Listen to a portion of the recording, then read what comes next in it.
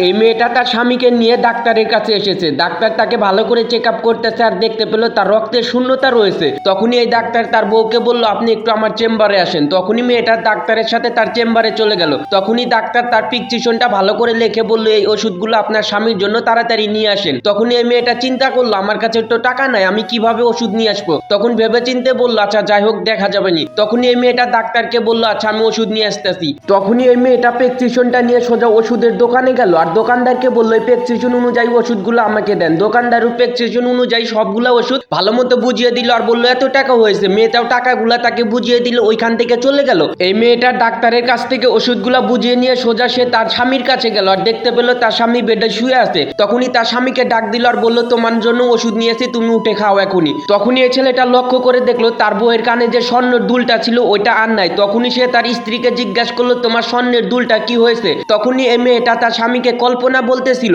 Doctor আমাকে ওষুধ নিয়ে আসতে বলেছিল, আমার কাছে টাকা ছিল না, তাই আমি কানের দুলটা সোজা স্বর্ণকারের কাছে যাই আর সেটা স্বর্ণকার ভালো করে দেখে মাপজুপ করে যেই টাকাগুলো হয়েছিল ওই টাকাগুলো নিয়ে সোজা আমি ওষুধের দোকানে যাই আর তোমার জন্য ওষুধ নিয়ে আসি। এমন কথা শুনে ছেলেটা অবাক হয়ে গেছে আর চিন্তা করতেছে, আমার খারাপ সময়ে আমার বউ তার শখের দুলটাকে বিক্রি করে আমার জন্য ওষুধ নিয়েছে। সত্যি বলতে আমাদের সমাজে এমনও কিছু ভালো মেয়ে আছে যারা স্বামীর খারাপ সময়ে পাশে থাকে এবং তাদের সর্বোচ্চ দিয়ে স্বামীকে চেষ্টা করে। সত্যি বলতে এরকম মেয়ে পাওয়া খুবই ভাগ্যের ব্যাপার। আপনি যদি মেয়েটার ব্যবহারে খুশি হয়ে থাকেন তাহলে অবশ্যই শেয়ার করে দিবেন।